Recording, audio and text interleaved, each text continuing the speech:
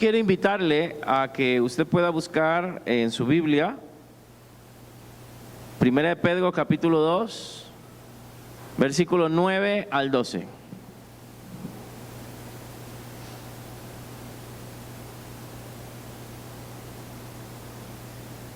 Primera carta de Pedro,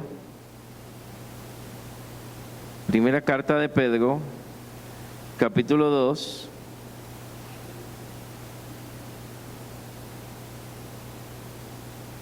versículo 9 al 12.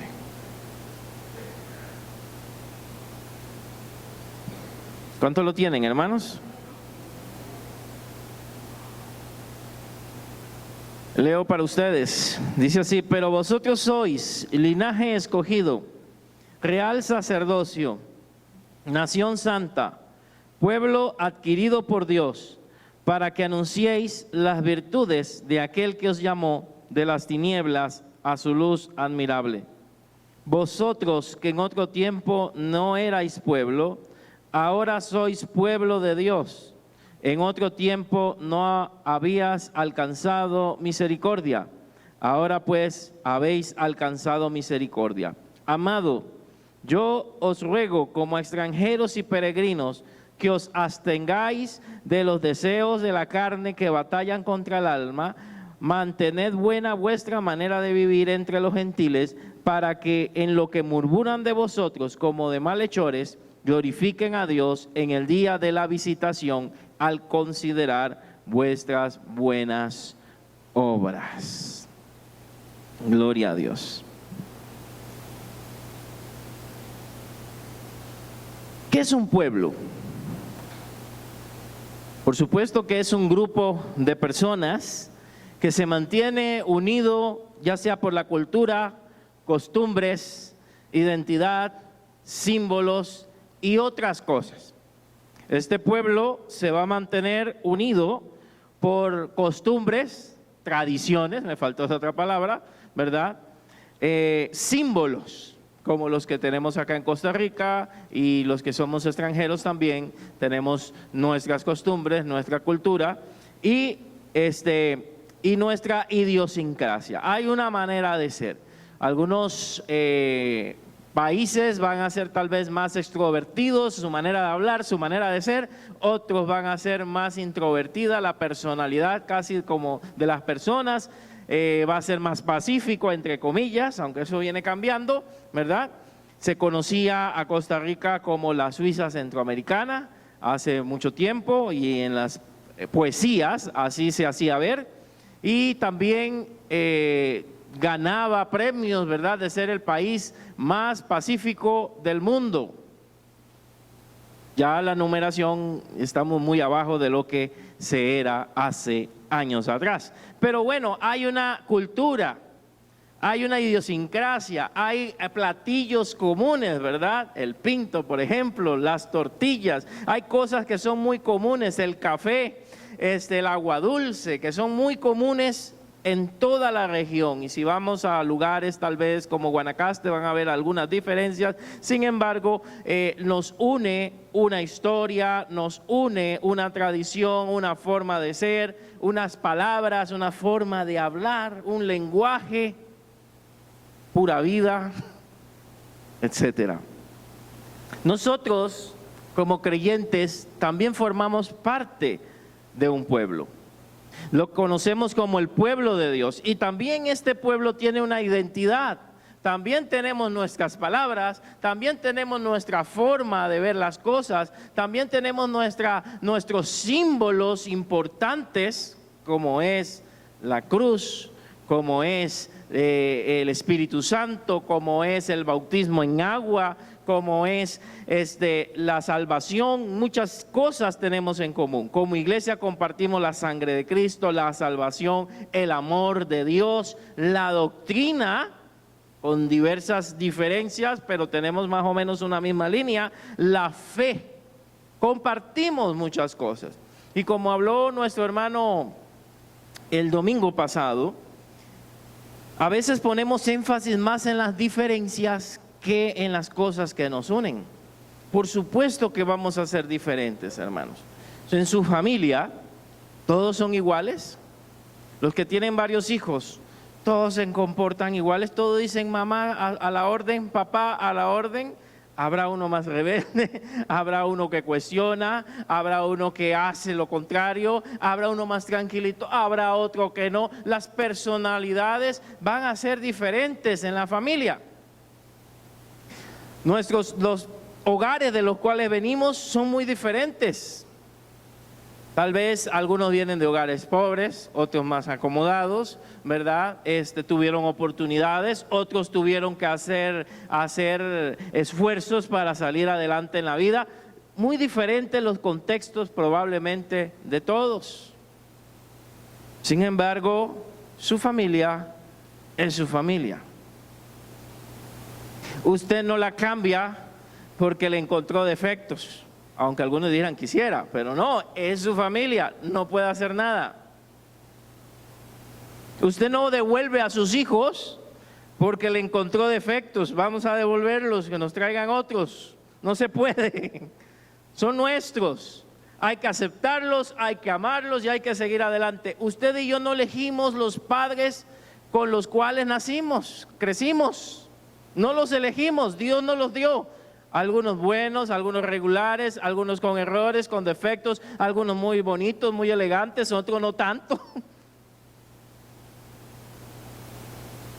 Pero por muy arrugaditos que estén, si los tienen con vida, son sus papás. No los va a cambiar porque ahora están arrugados. Yo quiero uno nuevo. Como pasa a veces en la adolescencia, cuando llevamos ya los chicos al colegio y todo, dicen, mami, me deja por allá, me deja allá en la esquina, no nos quieren ver cerca, probablemente le dé vergüenza y usted, ay, mi amor, y le da un beso ahí en la mejilla y ellos, qué vergüenzón. Eso ya es una etapa, pasa, después vuelvan a buscar a sus padres generalmente, vuelven a estar con ellos y a veces los padres quieren echarlos del nido, pero no pueden, están ahí pegados. Pero es su familia. Usted la tiene que aceptar con sus errores, con sus ventajas y con sus defectos. Esto a veces no sucede con la iglesia del Señor. Hemos tenido un concepto de iglesia y de congregación muy extraño. Pensamos que vamos a encontrar la iglesia perfecta y yo le quiero decir que desde el momento que usted entra ya no es perfecta. Y no por decir que usted sea imperfecto, porque todos somos imperfectos. En algún momento usted va a tener un roce con alguien. En algún momento no va a estar de acuerdo conmigo y no pretendo que estén de acuerdo conmigo. Ni con el cuerpo pastoral, no siempre estamos de acuerdo en nuestros puntos de vista. Y eso es normal y correcto. ¿Todos están de acuerdo con el presidente? Pregunto. ¿Todos están de acuerdo con la forma de gobierno que estamos llevando? Probablemente no, pero igual debemos respetar a nuestras autoridades y debemos unirnos para que el país salga adelante. La iglesia también es un cuerpo. La iglesia es parte del pueblo, somos parte del pueblo de Dios. Y nosotros debemos de entender que va a tener defectos porque está compuesta por seres humanos, pero es un ente sobrenatural también, al cual Dios quiere usar. Y tenemos que a veces hacer al lado nuestras diferencias para poder unirnos y llevar a cabo un proyecto en común. Si usted es de los que se molestan porque alguien pasó y no le saludó, si usted es de los que se molestan porque al pastor se le olvidó algo, hermano, va a tener problemas porque a mí se me olvidan las cosas. Tienen que estar recordándome mi esposa muchas cosas, ¿verdad? Y no es porque esté muy mayor, siempre he sido así olvidadizo. Mi hijo también es igual, no está aquí. Así prácticamente ha sido nuestra genética, nuestro defecto genético. Sin embargo, si usted se molesta porque alguien tal vez llegó muy apurado y le pasó por encima, y aquí no hay amor, no me saludaron el día de mi cumpleaños, etcétera, puede pasar, hermanos. Son cosas muy pequeñas para desunirnos, son cosas insignificantes para desunirnos. La Biblia nos muestra que debemos tener madurez, debemos perdonar, debemos soportarnos, debemos unirnos porque hay algo más importante que nuestras diferencias. que es el plan de Dios, que es el propósito de Dios para el cual Él nos trajo aquí. Eso es lo que nos debe ocupar. El diablo a veces no se entretiene peleando entre nosotros para que no hagamos la gran comisión, para que no estemos discipulando, sino que nos estemos entreteniendo. Es que pintaron de este color, yo no quería ese color. Es que usaron esto, yo no lo quería así. Es que tocaron de esta manera y a mí no me gusta así. Cuando hay algo más importante para lo cual estamos, que es la palabra del Señor. Ahora, ¿qué está pasando aquí? Esta carta de Pedro la está escribiendo en un momento donde está empezando un tiempo de persecución. Algunos creen que estamos hablando de la persecución de Nerón, en la cual Pedro va a terminar muerto, crucificado de boca abajo, según la tradición y según algunos escritos por ahí. Así que Pedro está escribiendo y habla en los primeros capítulos acerca de las pruebas que iban a venir. Probablemente proféticamente estaba viendo que vendrían problemas difíciles para la iglesia. Y Pedro escribe, según el primer capítulo, dice a Babilonia. Estuvimos viendo en el miércoles que probablemente cuando refería a Babilonia hay dos opciones, que literalmente estaba hablando de un pueblo que estuviera en Irak. En esa zona. No hay vestigios de que eso sucediera todavía en ese tiempo de la predicación, pero es posible. Pero la otra es que fuera una clave, que esté hablando de una ciudad parecida a Babilonia, como se describe en el Nuevo Testamento y en Apocalipsis, al referirse de una ciudad malvada de los últimos tiempos. Si es simbólicamente, probablemente se esté refiriendo a Roma, que era la ciudad de corrupción, de idolatría en aquella época y que estaba persiguiéndolos.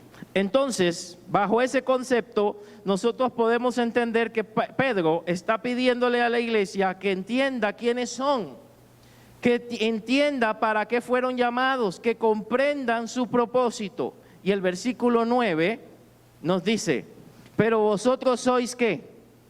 Linaje escogido, real sacerdocio, nación santa, pueblo adquirido por Dios. Nos dice que nosotros somos estas cosas, que nosotros somos linaje escogido, que nosotros somos esa nación santa, ese pueblo especial que Dios ha escogido con un propósito.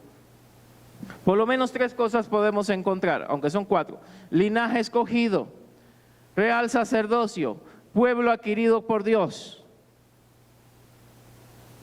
nación santa. El versículo 9 nos da el primero, linaje escogido. ¿Qué se refiere con linaje? ¿A qué se refiere con linaje? Linaje es una raza, una generación, una descendencia.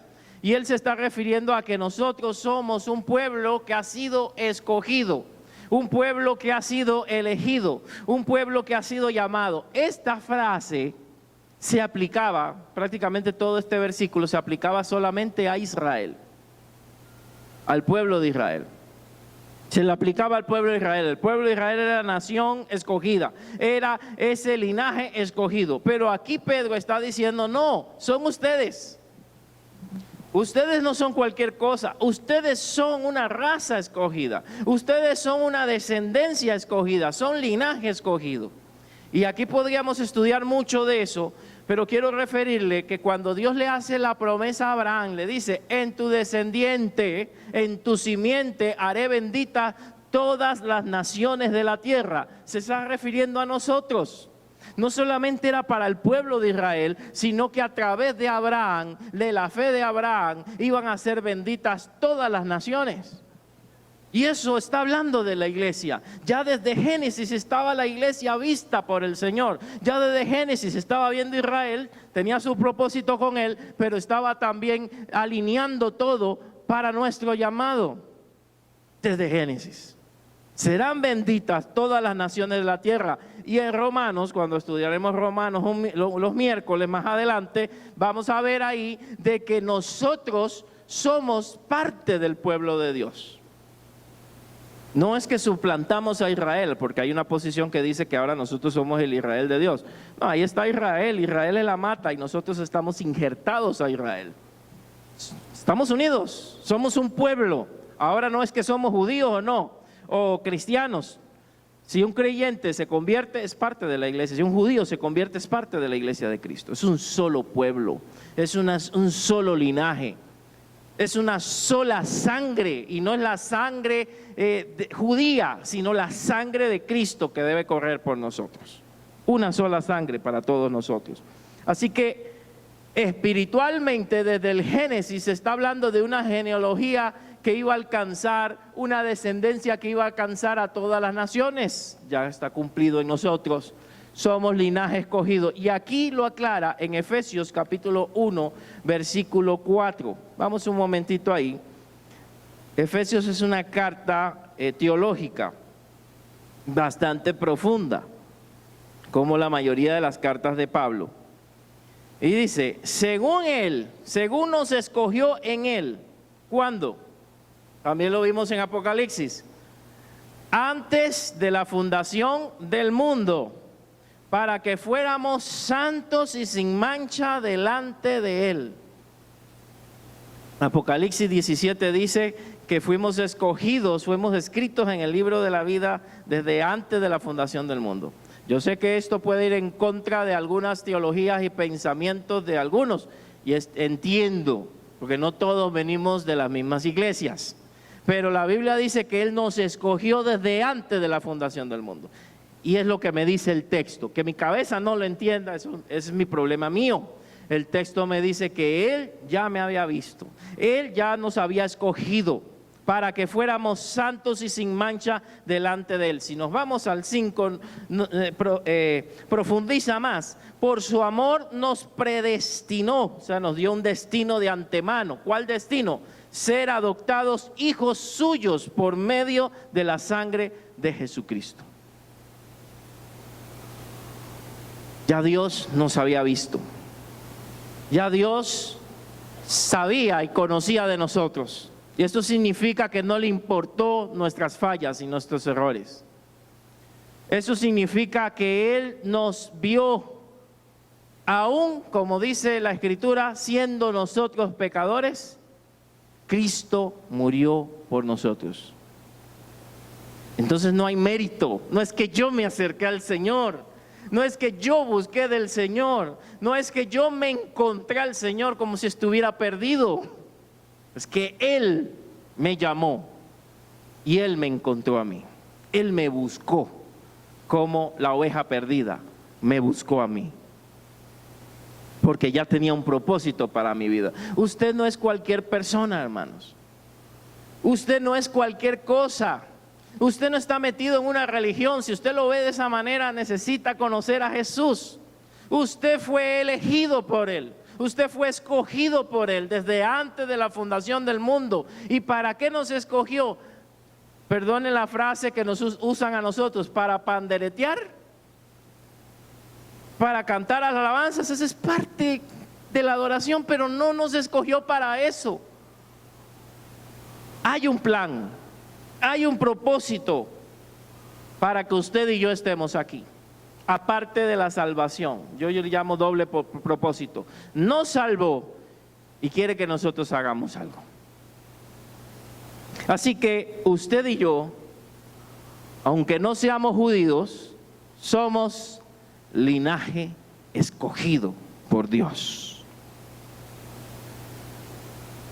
Linaje escogido por Dios. Volvamos a Primera de Pedro, al capítulo 2. Sigamos revisando el versículo 9.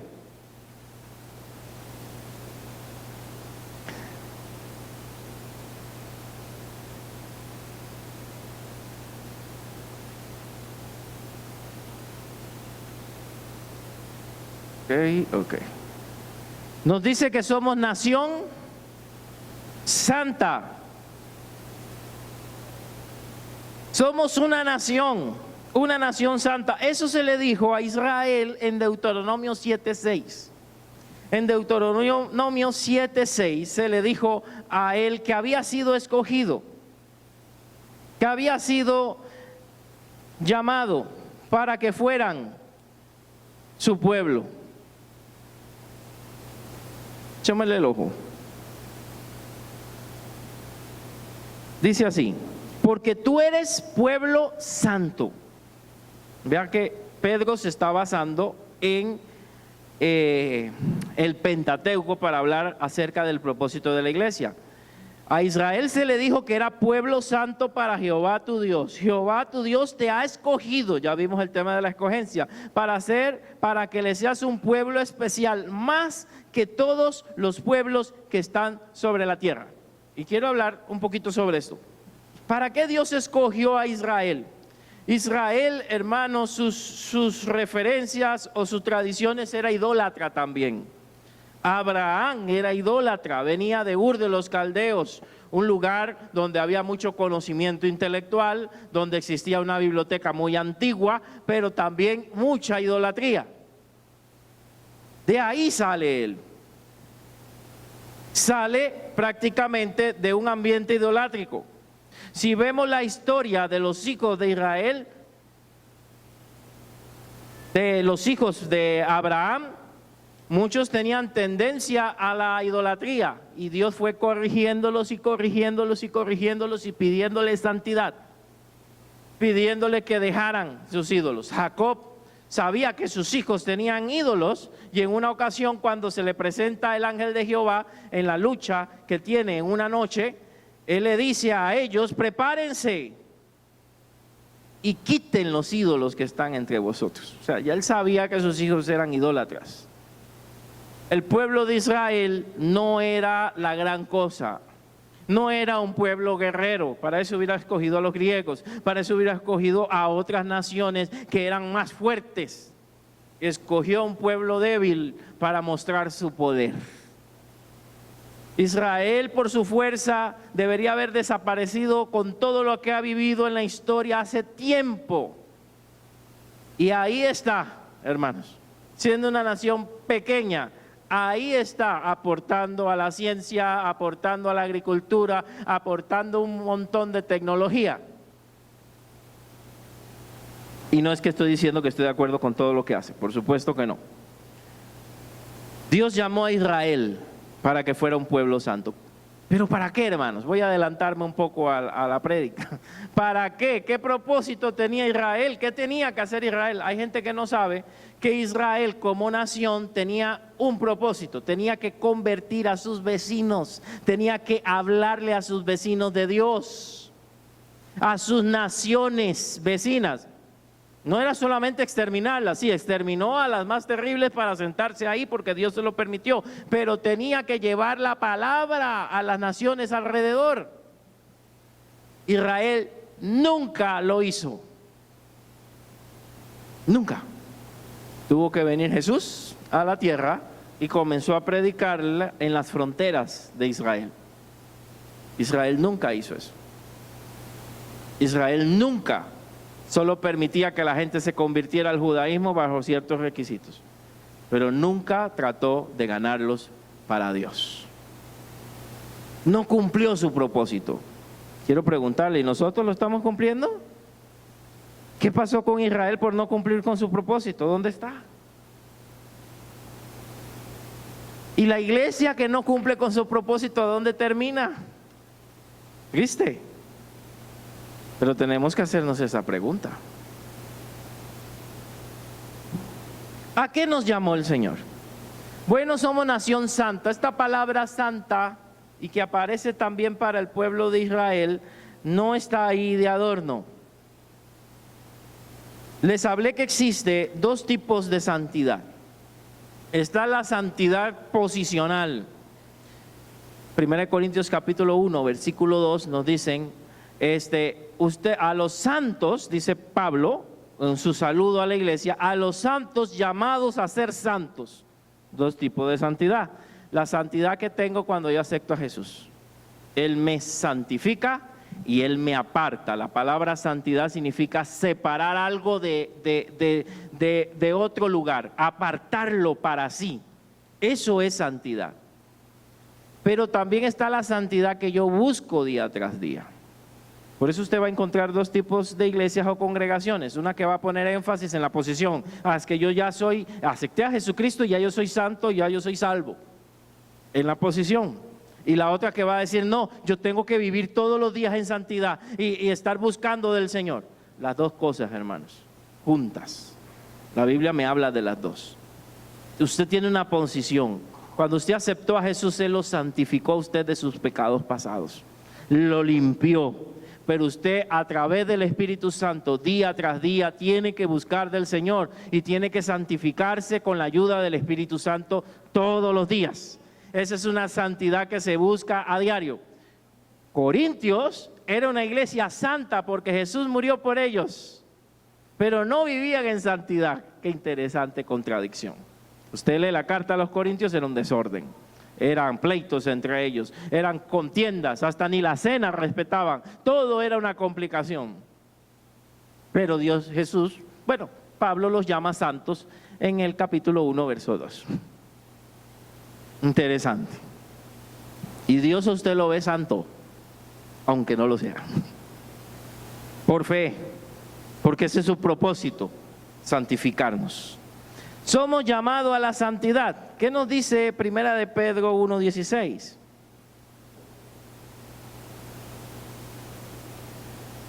Primera de Pedro 1:16, porque escrito está, sed santos, porque yo soy santo. Es un pasaje que aparece en Levíticos también, aplicado al pueblo de Israel. Sed santos porque yo soy santo. ¿Y qué es ser santo?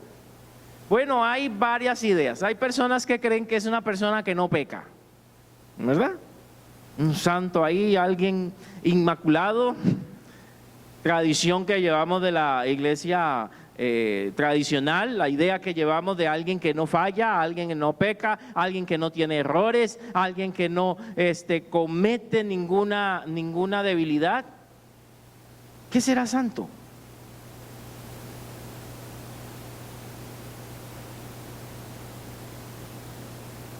Santos son personas, ya lo expliqué, que han recibido a Jesús como su Salvador. Pero vivir en santidad es algo que hacemos día tras día para mejorar. Usted no puede ser el mismo de hace 5 meses.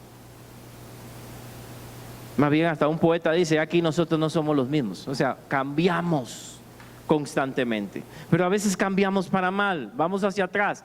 Significa que si hoy era murmurador y estoy luchando con la murmuración, aunque ya Dios me ve santo, yo voy trabajando en eso y ya no murmuro. Me santifiqué. Pero me doy cuenta que soy mentiroso también. Entonces, ¿qué debo trabajar ahora? La mentira. No, que las mentiras piadosas, que las mentiras blancas, que las mentiras rosadas. No. Comienzo a trabajar eso. Y cuando ya trabajo la mentira en mi vida, me doy cuenta que ya me puedo ir al cielo. No, probablemente me doy cuenta que soy orgulloso. Mientras oro, mientras busco del Señor, Él va revelando lo que voy teniendo en mi corazón y tengo que irme transformando poco a poco a la imagen de Jesús. ¿La voy a alcanzar? No, Jesús es perfecto, pero ¿qué santidad? Que estoy cambiando constantemente, que estoy mejorando. Si fuera por perfección, hermano, ninguno se va con Cristo, hermano, ni yo. Nadie se va con Cristo. No es por perfección, es una persona que está buscando ser mejor cada día y camina con Jesús. Usted ve a Abraham. Abraham era perfecto. ¿Qué le dijo el Señor? Anda delante de mí, sé perfecto. Y va Abraham con él. Pero cada cosa que hace Abraham no eran perfectos.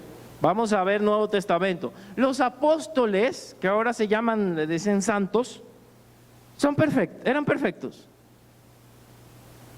Ve a Pedro, ve a Tomás, Santo Tomás,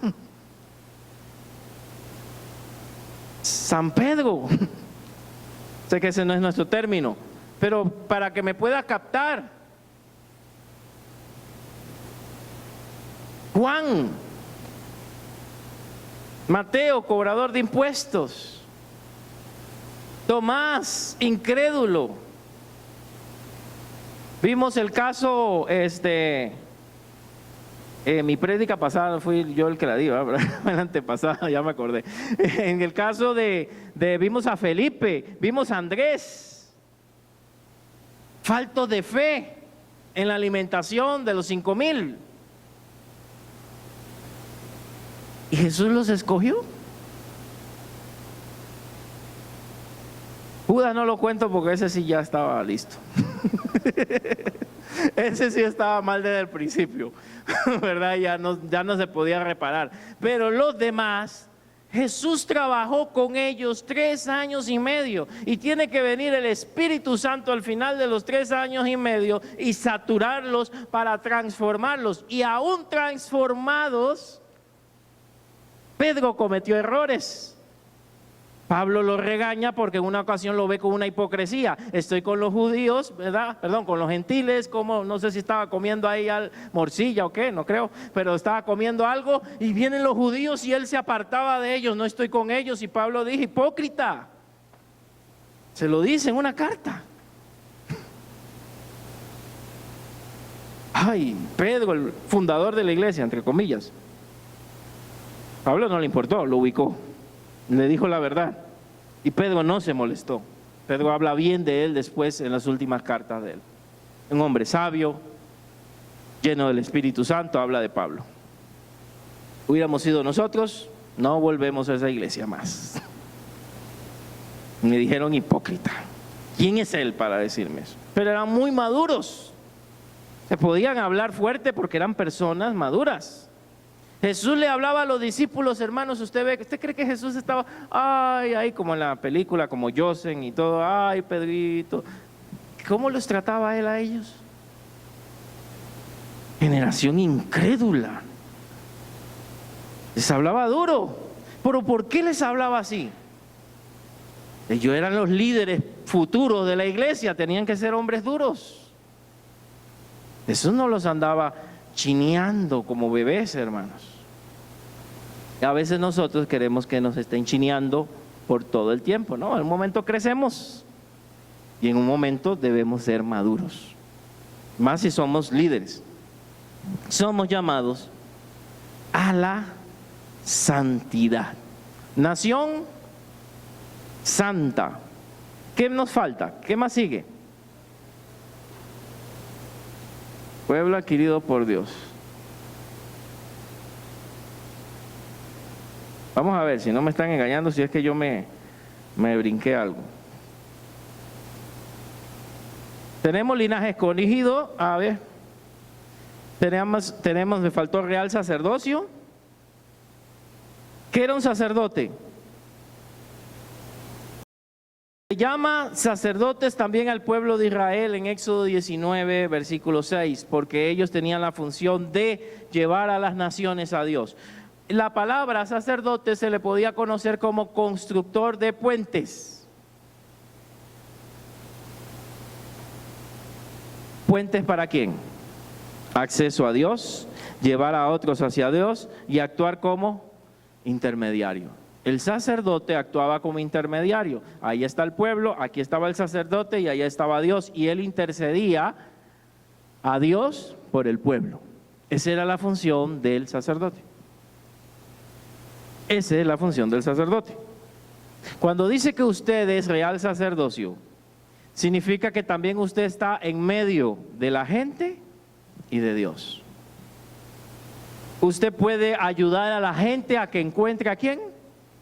A Dios. Usted puede llevar a la gente a que encuentre a Dios. ¿Por qué la gente que son de otra religión o no conocen al Señor le dice a usted, ore por mí?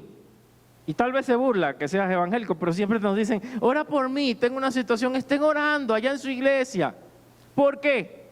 Por esta función que tenemos, somos sacerdotes, debemos llevar a la gente hacia Dios.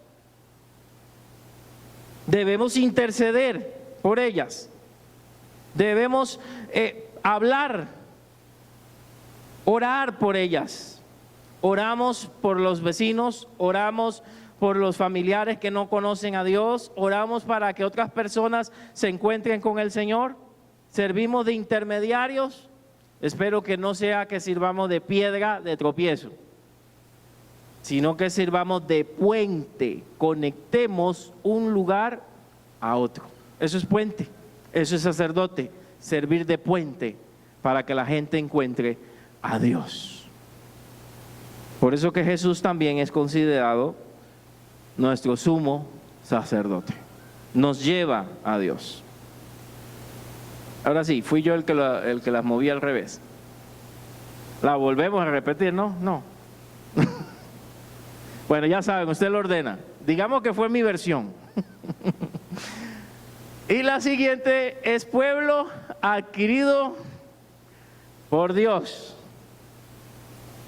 Mire, cuando venga la inteligencia artificial a predicar y toda la cosa, ya no va a ocurrir esas cosas, ¿verdad? No hay errores. Somos pueblo adquirido por Dios. ¿Por qué pueblo? La palabra adquirir significa comprar. Es la misma palabra, la idea de ser redimido, que cantamos, hay un canto que dice soy redimido, no sabemos ni qué es, pero significa que fui comprado para Dios. Hemos sido comprados por la sangre de Cristo, y eso está en 1 Corintios 6, versículo 20. Usted y yo fuimos comprados. Hay muchas ideas por qué comprados. La idea es que éramos esclavos. Éramos esclavos. Una posición es que le pertenecíamos a Satanás, aunque usted no lo crea. Y Jesús con su sangre paga el precio de nosotros. Y cuando usted acepta y recibe a Jesús, ese precio cobra valor para los que lo reciben. Y el precio está pagado en la cruz del Calvario. Usted fue comprado. El problema es que cuando se compraba un esclavo, ¿para qué se compraba?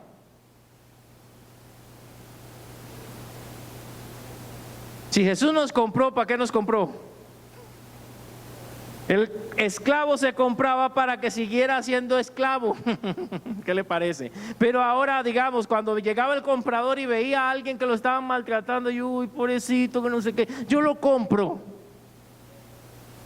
Y lo compraba para sí. Ya no eran las mismas condiciones, eran mejores condiciones. Habían esclavos, principalmente en Israel, que eran administradores de los terrenos de otro. Llegaban a ese nivel. Hasta herederos. Llegaban así. No tenía hijos, el heredero era el esclavo de sus bienes. Israel practicaba la esclavitud, pero no como los demás pueblos. Era una esclavitud más suave en ese sentido. Así que hay algo que se conoce como esclavo por amor. El hombre lo dejaba libre. Bueno, ya tú estás libre. Podía dejarlo libre. Puedes irte. Daba una carta, ahí puedes irte. Pero entonces el individuo en aquella época decía, yo libre, no tengo dinero, no tengo a dónde ir. Me sirve mejor ser esclavo de este buen hombre. Y ahora, ¿qué hacían? No, yo quiero servirte y ser tu esclavo. ¿Qué le daba? Casita, alimento, le permitía casar. Era a veces hasta mejor que ver cómo hacía para sobrevivir de cero, sin finanzas ni nada. Entonces algunos esclavos se quedaban con sus amos buenos, que no los maltrataban, y se quedaban con ellos de por vida. La idea es que hemos sido liberados del pecado y de Satanás. Pero ahora, voluntariamente, deberíamos hacer a Jesús nuestro amo y Señor. Voluntariamente, porque Él es un buen amo, porque Él es un buen Señor, porque Él no nos va a maltratar, pero sí nos va a pedir cosas que hacer. Y hay gente que se salva, ay, yo soy libre, pero tampoco de ti, Jesús, ya yo soy libre para hacer lo que yo quiera. Dios nos llamó con un propósito, y Él dice, fuimos comprados. Ya no te perteneces a ti mismo, le perteneces a Dios. Ya no es lo que tú quieres hacer, es lo que Dios quiere hacer en tu vida. Y ahí es donde el cristiano tiene la gran lucha, porque cree que ya está libre para hacer lo que le da la gana. Y no somos libres completamente, ahora somos esclavos de Jesús. Él no te va a obligar, pero debe ser voluntario. No es lo que tú quieras hacer, es lo que Él tiene para tu vida. Fuimos comprados por la sangre de Cristo.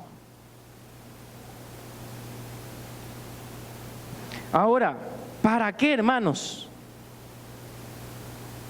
Mi propósito en la vida es congregarme en una iglesia. Ese es el inicio. Mi propósito en la vida es aprender de la palabra. Eso es bueno, claro que sí. Pero hay algo mayor. Usted viene aquí a oír la palabra porque tiene algo que hacer. Usted viene aquí porque el Señor quiere corregir cosas, pero tiene que hacer algo. Al salir de esa puerta, no se vuelva un oidor olvidadizo, vuélvase un hacedor. ¿Qué voy a poner en práctica de lo que hoy se predicó? ¿En qué área Dios me habló? ¿En qué área Dios me retó? No es un bonito mensaje, no, es que Dios me está hablando. Y verá que nuestra vida va a cambiar cuando ponemos en práctica eso. Nuestro propósito está en el final del versículo 9, después de la coma final, para que anunciéis las virtudes de aquel que nos llamó de las tinieblas a la luz. Nuestro propósito.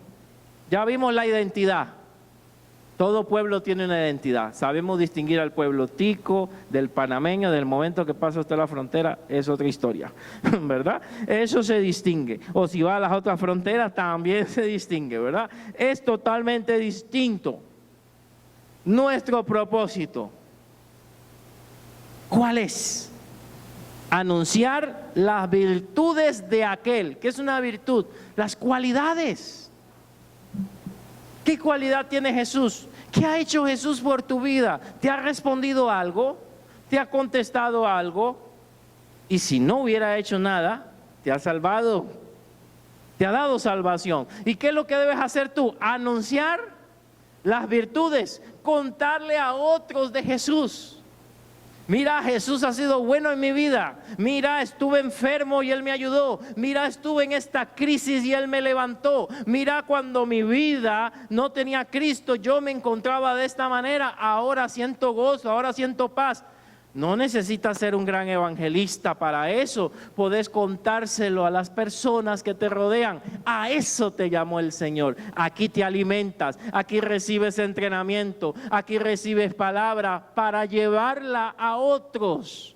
Aquí conoces del Señor para esparcirlo a otros. La iglesia no es un cine.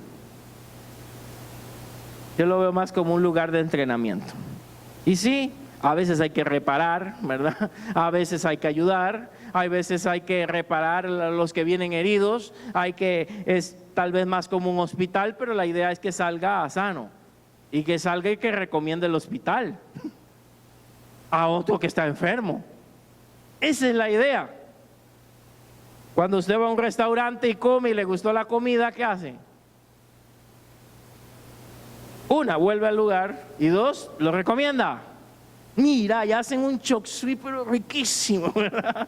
Allá hacen un cantonés, no sé qué le gusta a usted, pero buenísimo allá. Son chinos, pero yo le aseguro que no hay nada malo. No hay nada raro por ahí. Yo no vi nada. Yo veía la cocina limpiecita, ¿verdad? Y usted recomienda aquel lugar porque ya usted lo vivió. Tiene que recomendar a Jesús.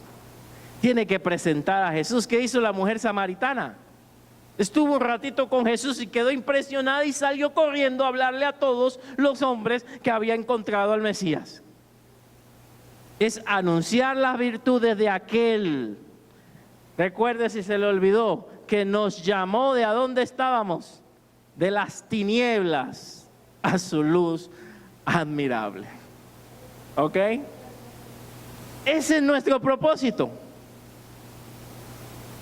Mire, hermano, estamos por iniciar un proceso de capacitación de discipulado a un grupo de hermanos, Dios quiera, la otra semana, y si no, la última semana de septiembre. ¿Para qué? Es complicado, hay que sacar tiempo. La gente no quiere ser discipulada. Hay que ser sincero. Nadie quiere aprender versículos, nadie quiere leer la Biblia. Qué cansado, es más fácil un video, un reel ahí de YouTube y listo. Pero Dios nos llamó a eso. ¿Quién quiere evangelizar? La gente no quiere hacerlo. Porque da miedo, da temor, hay muchas cosas y los comprendo. Pero ¿a qué me llamó el Señor? Yo tengo que preparar personas para la obra del ministerio. Ese es mi trabajo. Formar personas para que crezcan espiritualmente, pero para que lleven también el evangelio a otros, a la manera que ellos quieran hacerlo, pero que lo lleven. Pero yo puedo entretenerlos, hermanos. Yo puedo, ahí hay unas luces, creo que puedo ponerle luces, un humito, si a usted le parece, ¿verdad? Puedo buscar músicos profesionales que quieran lucirse. Tal vez hacer una inversión, algún milloncito por ahí, un minor para traer un grupo. Por unos meses lo que va a durar eso. Y entonces para que se llene esta cosa. Pero Dios no me llamó a entretener. Nos llamó a anunciar las virtudes de aquel que nos llamó a todos de las tinieblas a su luz admirable. Entonces me congrego, vengo el miércoles, estudio la palabra, voy al discipulado que vamos a hacer, me preparo, pero porque lo tengo que dar a otro. Ese es el asunto. A alguien le tengo que dar lo que voy aprendiendo. Con alguien lo tengo que compartir. A veces no hay que ir tan largo, hermanos. A veces están los nuevos dentro de la iglesia. La gente que necesita ayuda, aquí mismo nos llegan y no los vemos. Y no los vemos. Tal vez estuve varios años en una iglesia, pero no tuve formación. Tal vez nadie me enseñó cómo orar, cómo estudiar la Biblia. Y esas bases las da un discipulado. Amados, somos llamados con este propósito. Para eso hizo el pueblo, porque si no fuera para eso, hermanos, le aseguro que cada vez que usted se convierte, se muere. Los que se convierten, se mueren y se van con el Señor, ya listo. Sería fácil. ¿Cuántos aceptan al Señor? Yo lo acepto, te mueres, te vas con Dios. Listo, otro que lo quiera aceptar, para el cielo. Pero no es así. Nos deja aquí para hacer algo, para bendecir, para ministrar a otros, para ayudar a otros. Nos deja aquí con un plan hasta que el Señor nos llame, cuando Él ya considera, ya hizo todo lo que podía hacer, véngase para acá. Si no, en el momento que aceptamos, nos iríamos con el Señor inmediatamente. Usted y yo tenemos un plan en la tierra. Si todavía se mueve, hermano, si todavía se respira, si aunque le duela la espalda o las enfermedades que usted tenga, pero está vivo, es porque hay un plan de Dios para su vida. Estoy seguro. Verso 10. En el verso 10 dice: vosotros en otro tiempo no erais pueblo, ahora sois pueblo de Dios. En otro tiempo no habíais alcanzado misericordia, ahora habéis alcanzado misericordia. O sea, recuerda que Dios tuvo misericordia de ti. Tienes que tener misericordia de los demás. Recuerda que estabas en las tinieblas. Hay gente que hay que sacar de las tinieblas. Recuerda de a dónde el Señor te tomó. Dichosos los que nacieron en el Evangelio. Pero no fue el caso de todos nosotros.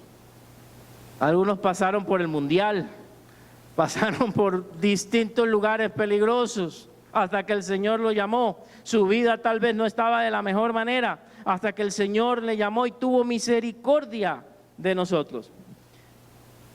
Todo país tiene un orgullo. Todos los países somos orgullosos. Se llama el orgullo tico, ¿verdad? Soy orgullosamente costarricense. Yo soy panameño y costarricense. Soy orgullosamente, salen así, soy orgullosamente. Yo amo mi país, amo mi símbolo, amo la bandera, amo esto, lo otro. A veces de la boca para afuera, porque tocan el himno y no se paran a cantar el himno. Ni se lo saben, ya se los olvidó. Algunos. A la hora de ir a trabajar en la mañana no tienen las ganas de trabajar por ese país y sacarlo adelante. Entonces a veces son palabras, pero tenemos un orgullo. Cada país dice ser el mejor. ¿verdad? Yo cuando vivía en Panamá, yo decía, "Ay, mi país es el más carga del mundo". Porque era lo que le metían a uno en la cabeza. Este es el país, es el centro y el corazón del universo. Esa es la palabra, la frase de Panamá. Panamá, centro y corazón del universo. Yo, wow. Eso es Panamá, ok. Pero veo que Costa Rica también decían que era la Suiza centroamericana. Yo, wow, entonces... Y me voy a cada país y encuentro que todos dicen que son los mejores. Acá dicen que es el mejor himno de todo el mundo, uno de los mejores himnos, el de Costa Rica. Por ahí encontré otros que dicen que también es el mejor, el de Panamá dicen que es el mejor. Entonces, ¿a quién le creo, hermanos? Es nacionalismos. Y está bien, hermano, crea que el suyo es el mejor, no hay problema. Creamos que lo nuestro es lo mejor, no hay problema. Eso es un orgullo. Pero en Cristo es diferente. En Cristo no es un orgullo patriótico. Se nos ubica. Ustedes no eran pueblo. No eran nada. Más bien alcanzaron misericordia. ¿Qué es misericordia? Favor. Es cuando no recibimos lo que merecemos. ¿Qué merecíamos? Castigo. Y Dios no nos castigó. Tuvo misericordia de nosotros. Efesios 2, 8 y 9 nos dice, porque por gracia sois salvos por medio de la fe. Esto no es de vosotros, pues es don de Dios. Pero dice el otro, no por obras para que nadie se... Usted no es el mejor. Yo he oído cristianos decir, ay, es que yo soy un hijo del rey. ¿Verdad? Ya andan así. Tengo el carro de un hijo del rey.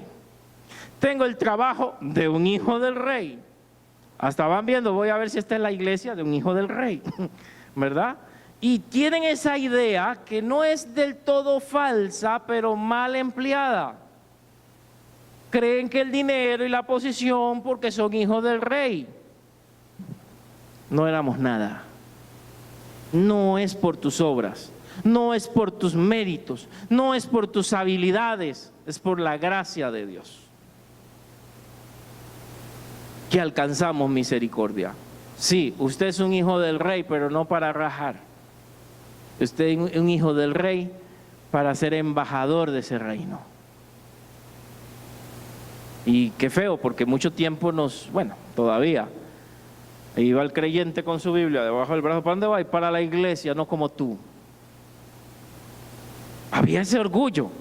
Y este fulano, es que ellos van a la misa una vez al domingo. Yo voy todos los domingos y los cultos entre semana, y si no hay me lo invento, pero yo busco del Señor.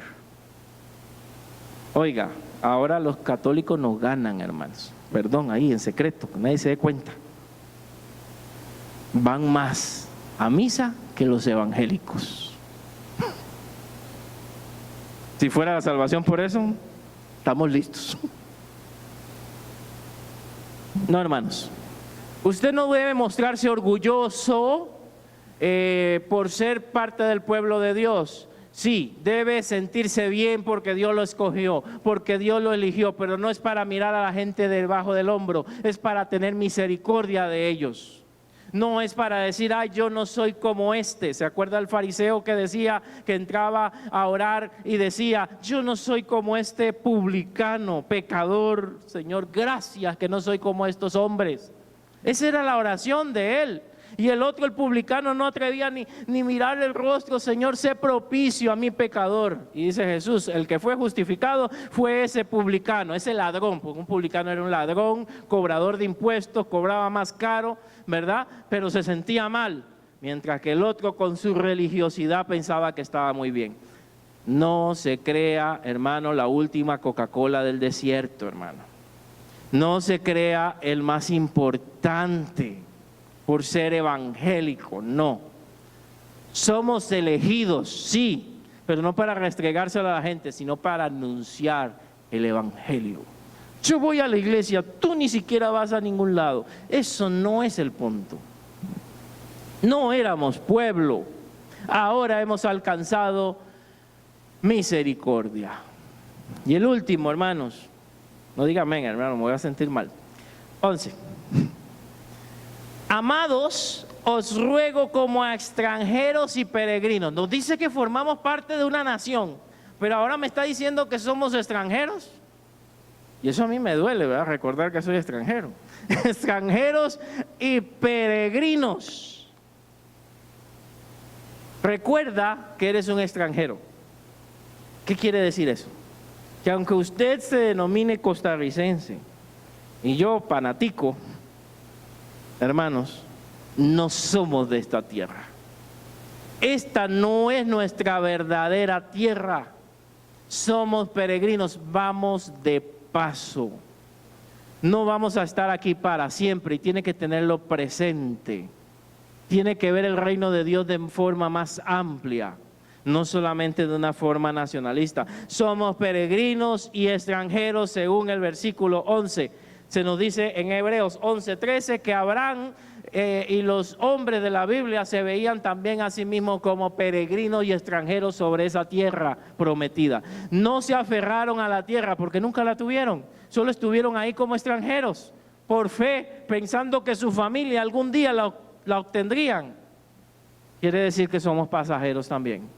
Quiere decir que aunque hoy celebre usted la patria y todo, usted tiene una patria celestial que es más importante. Usted tiene un llamado que es más importante y tiene un rey más importante que el presidente. Y aunque otros somos de distintas naciones, todos pertenecemos al mismo reino y al mismo pueblo y tenemos la misma sangre. Unos son más blanquitos, otros más morenitos, pero todos somos hijos de Dios.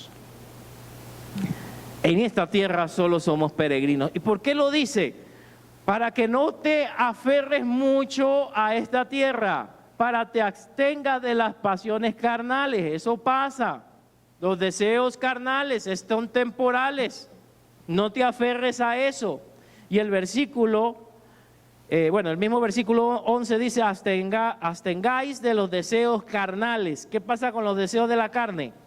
Batallan contra el alma. Es muy interesante porque pocos versículos lo dicen claramente. Hay una guerra. ¿A dónde? En el alma.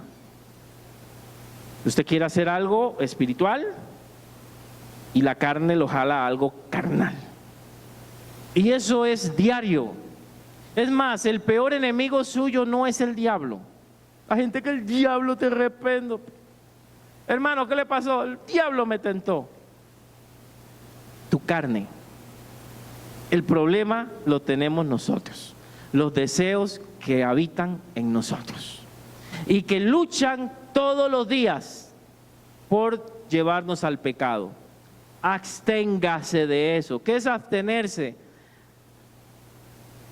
¿Hay aquí hermanos diabéticos? ¿Cuántas personas tienen problemas con el azúcar?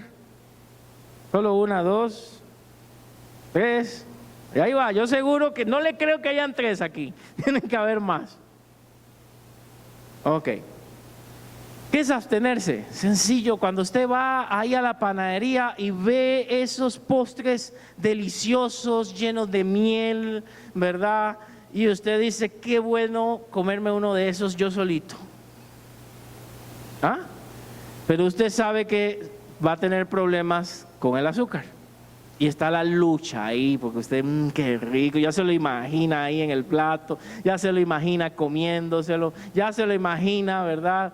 Con la mielcita y toda la cosa. ¿Y usted qué dice? Pero usted es muy valiente, usted dice, no paso a eso. Pero ¿por qué se martiriza? Hay gente que no come dulce y compra dulce. Compra cosas que son peligrosas. ¿Para qué las tiene ahí? ¿Para que sean tentación? Si tu problema es el alcoholismo y Dios te libró del alcoholismo, pero ahí está una lucha, hay que ser realista, ahí está algo ahí, ¿verdad? Que le llama la atención y ustedes lo que pasan ahí al bar, no va al bar, no, pasa por ahí, nada más. Para ver sus antiguos amigos ahí de lejos. Hola, ¿para dónde va? ¿Para la iglesia? Bueno, te esperamos un día. No, yo soy libre. Y otro día pasa por ahí. Está como aquella persona que se convirtió a Jesucristo, era alcohólica, ¿verdad? Y entendemos que el alcoholismo también tiene sus procesos y es algo muy difícil, no estoy mofándome de eso. Pero bueno, esta persona se convierte al Señor y está muy feliz porque se siente libre del alcoholismo. Entonces decide pasar por donde sus amigos anteriores, de lejos, pero pasa, y cada vez que camina por ahí, por ese bar, decía, ¡ay, libre en Cristo! ¿Verdad? Y así se fue semana tras semana y venía, ¡ay, estoy libre en Cristo! Hasta que un día dijo, soy libre en Cristo, pero esto hay que celebrarlo. Y se metió. Y siguió la celebración. A través de ese chiste malo, le quiero expresar que a veces nosotros nos ponemos en riesgo. Aléjate completamente de lo que es peligroso para ti. Si sabes, todos somos humanos y tenemos tentaciones.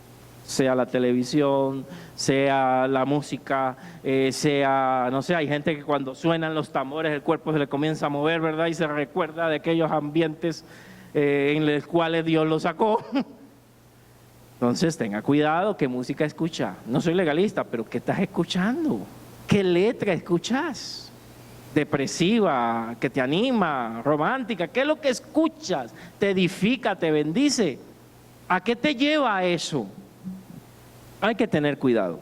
El verso 12, mantened buena vuestra manera de vivir entre vosotros, los gentiles, para que en lo que murmuran de vosotros como de malhechores, glorifiquen a Dios en el día de la visitación al considerar vuestras buenas obras. En otras palabras, da buen testimonio, vive entre la gente que no conoce de Dios de una manera correcta. Aquellos que murmuran del cristianismo, ay, es que los cristianos todos son hipócritas, demuestra que tú no eres un hipócrita. Esa es una frase que nos tienen. Todos los cristianos hipócritas y todos los pastores ladrones, ¿verdad? Esa es la frase. Y usted sabe que no todos los cristianos son hipócritas, ni todos los pastores son ladrones, pero estamos en la generalización. Entonces, ¿qué vamos a hacer? ¿Discutir con ellos? No, demostrar lo contrario. Eso es lo que nos toca hacer. Dar un buen testimonio, ¿verdad? Pararme aquí a pedir plata todos los domingos. No. Hacer algo distinto, ser diferente. A eso nos manda el Señor. Conclusión, hermanos. Porque yo sé que usted quiere ir a celebrar la patria ahorita.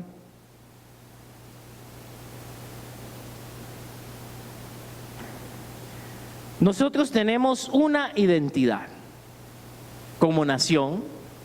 Usted es linaje escogido, no lo olvide, ¿verdad? No sé, comienza a hincharse. Nación santa, ¿verdad?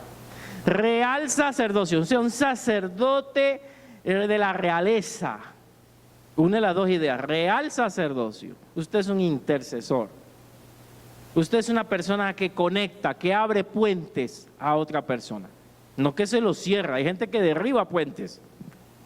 Y no voy más a esa iglesia. ¿Quién fue? Culpa de un hermano. No, usted construye puentes, construimos puentes. Estamos unidos, ¿por qué? Por la sangre de Jesucristo. Por la sangre de Cristo y una misma fe. Tenemos un mismo propósito.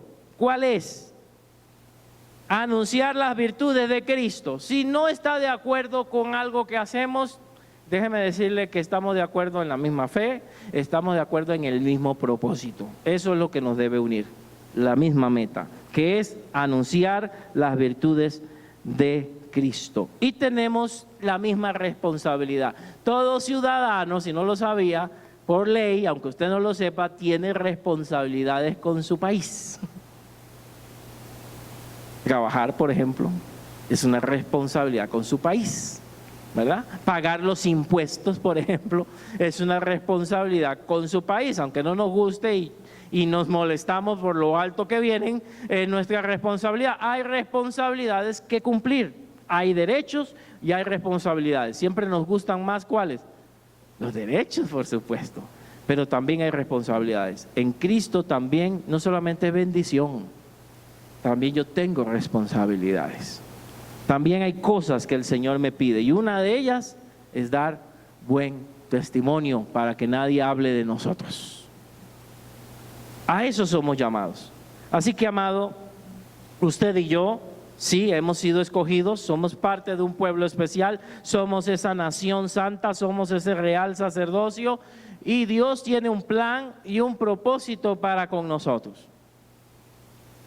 Cumplamos ese plan, cumplamos ese propósito y vivamos unidos como el pueblo de Dios que Él ha pensado desde antes de la fundación del mundo. ¿Qué tal si inclina su rostro y oramos?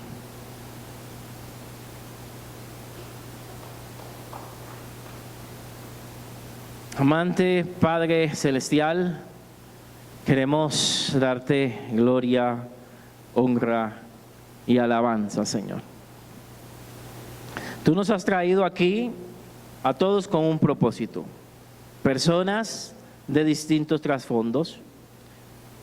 He observado que en la iglesia hay personas que vienen de distintos lugares, distintas culturas dentro del país. Es más, hasta distintos países. Distintos trasfondos congregacionales, distintas denominaciones. Dios, estoy seguro que esto no es para que nos peleemos entre nosotros, sino es para que tengamos variedad y podamos hacer mejor el trabajo. Podamos entender a las personas que son diferentes a nosotros. Podamos ser tolerantes los unos con los otros. Ayúdanos a crecer. Ayúdanos a valorar el pueblo del cual somos parte, tanto la Iglesia Universal, a la cual todos somos parte en Cristo, como la iglesia local en la cual estamos. Ayúdanos a valorar sus puntos fuertes, Señor, y ayúdanos a colaborar con sus puntos débiles y a orar por esta iglesia.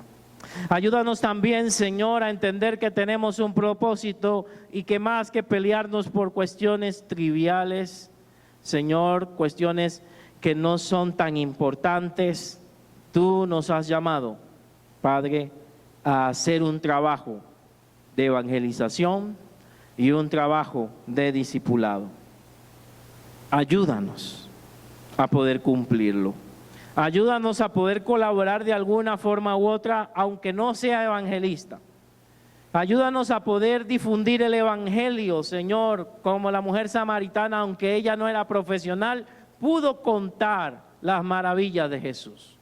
Ayúdame a entender que yo también puedo contar acerca de Jesucristo y de sus maravillas, Señor. Gracias te doy por este tiempo y gracias por mis hermanos. Bendice a Costa Rica. Oremos un momento por Costa Rica. Bendice esta nación, Señor. Esta nación que hace años, cuando yo llegué a este lugar, pude observar un pueblo pacífico, un pueblo tranquilo, un pueblo amable. Señor, y con el tiempo, el estrés, el enojo y la violencia se han ido apoderando de este país. Oramos en el nombre de Jesús para que hagas algo en esta nación, con el narcotráfico, con la mafia, Señor, con todo esto que se está levantando. Muertes todos los días, donde estamos superando los récords de años pasados, donde no se puede caminar tranquilo, donde hay mucha inseguridad. Haz un milagro en esta nación y que Costa Rica pueda volver a tener paz. Bendice a las iglesias que están saliendo a evangelizar. Permite que ellas puedan alcanzar a varias de estas personas que están perdidas y de muchos de estos jóvenes que están en las calles como sicarios. Mi Dios, que puedan conocerte, que puedan encontrar un trabajo, que puedan, Señor, salir adelante de una manera sana y no a través de lo que está ofreciendo el mundo. Padre, bendice a Costa Rica, porque tú has dicho en tu palabra que bendita es la nación cuyo Dios es Jehová. Bendice a Costa Rica porque aunque todos no reconocen a Dios como Señor y Salvador, Padre, habemos alrededor de 18% de evangélicos, un 20% de católicos que de una forma u otra reconocen a Dios como su Señor y Salvador. Que podamos ser una nación tuya, una nación que crea en Dios, una nación que lleve bendición a otras naciones, que lleve el evangelio a otros países, como hasta ahora ha sido, que Costa Rica ha llevado misioneros a toda parte del mundo, que de Costa Rica siga levantándose tu obra para hacer luz a las naciones, como hasta ahora lo ha sido. Te lo pido en el nombre de Jesús. Amén y amén.